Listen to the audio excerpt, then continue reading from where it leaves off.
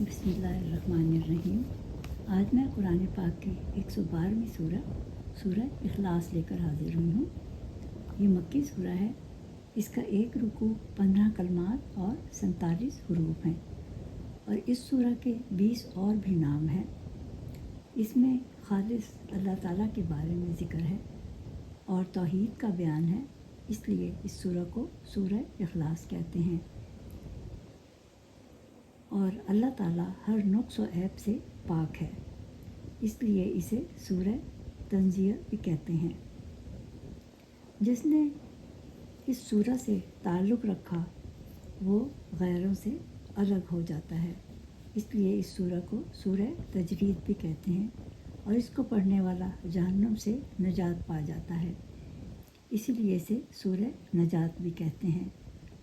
اس سورہ کی فضیلت یہ ہے کہ اس کا پڑھنا 1/3 قرآن پڑھنے کے برابر ہے۔ جو شخص گھر میں داخل ہونے سے پہلے سلام کرے اور ایک بار سورہ اخلاص پڑھ لیا کرے تو فقر و فاقہ سے نجات ملے گی اور اللہ تعالیٰ برکت دے گا آپ کے گھر میں۔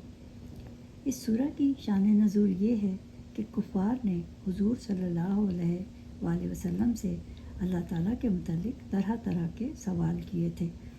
کوئی کہتا تھا اللہ کا نسب کیا ہے، وہ سونے کا ہے یا چاندی کا ہے یا لوہے کا ہے یا لکڑی کا ہے۔ کسی نے پوچھا وہ کیا کھاتا ہے، کیا پیتا ہے، اور نبوت اس نے کس سے ورثے میں پائی ہے، اور اس کا کون وارث ہوگا۔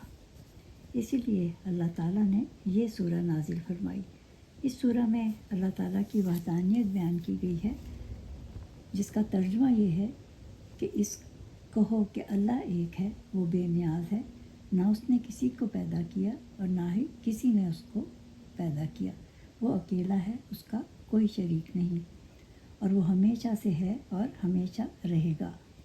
عرب میں کفار کی مختلف قسمیں تھیں، کوئی دہریہ تھا، کوئی مشرک تھا، تو اس سورہ میں ان سب کا رد فرمایا گیا ہے اور کہا کہ اللہ تعالیٰ اولاد سے پاک ہے، جبکہ کفار حضرت عیسیٰ علیہ السلام کو اللہ تعالیٰ کا بیٹا مانتے تھے۔ یہ تو تھا اس سورہ کا مختصر سا خلاصہ۔ اب میں اس کے کچھ فضائل بتا دوں کہ اگر کسی کا ایمان کمزور ہے تو یہ سورہ 101 بار روزانہ پڑھے اور خود بھی پانی پر دم کر کے پیے اور گھر میں دوسروں کو بھی پلائے، اور اول و آخر درود شریف ضرور پڑھنا ہے۔ اور اگر کسی کے منہ میں چھالے ہوں تو 41 مرتبہ پڑھ کر مصری یا چینی پر پڑھ کر دم کر کے اسے کھلا دیں، اور 11 دن تک یہ عمل کرنا ہے۔ اگر مسوڑوں کی تکلیف ہے تو وہ بھی اس سورہ کے پڑھنے سے دور ہوگی۔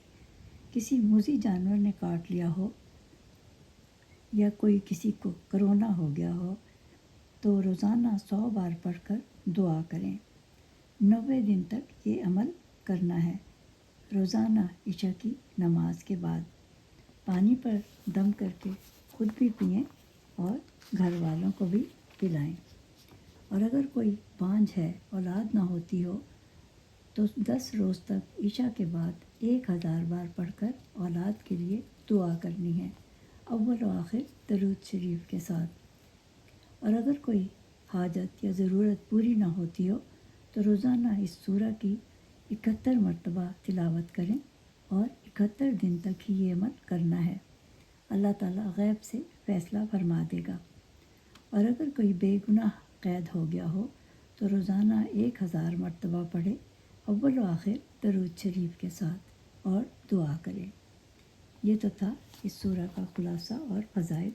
اگلی سورہ تک کے لیے خدا حافظ۔